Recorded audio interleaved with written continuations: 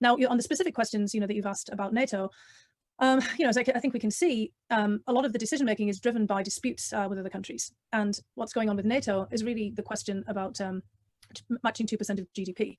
Now, as a result of COVID-19 and the large-scale recession that we're seeing on a global scale, a lot of countries' GDPs will have fallen, and if their defence spending stays consistent, they will be already at 2%. There are a few close to that, so that might be the upside. That could take the edge off some of those debates and discussions. However, I somehow doubt it, and I think there will be a huge debate here. And Celia, it'll be interesting to see what you think, because we'll already have had Britain pulling out of Brexit, Britain wanting to figure out how to double down on NATO. We'll have tightened resources. There'll be an awful lot of questions about what's the perception of the threat.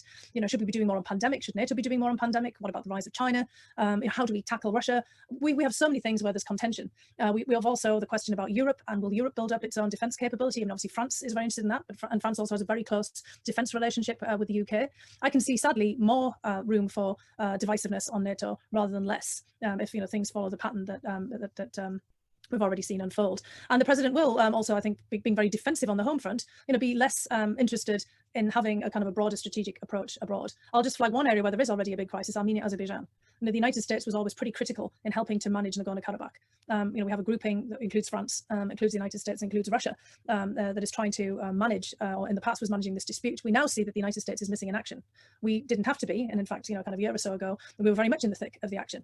But now we see Turkey and Russia facing off over Nagorno-Karabakh and mirroring, some of the developments that have happened in Syria. This is already, kind of an example of what can happen when the United States isn't fully engaged. And to be honest, I'd be rather worried about us getting engaged, because we've also shown a propensity in recent conflicts to take sides, the role of a neutral arbiter. And given the large Armenian diaspora here, and the president's, I'll just say right out, the president's personal relationship with Kim Kardashian, who's been tweeting about Armenia. She's probably one of the most famous Armenians in United States culture. Shares another, and I mean there are more, because we have such a large Armenian diaspora. That is not a good sign for playing a neutral role here, in which we had previously. And the United States has very close relationships in the past with Azerbaijan.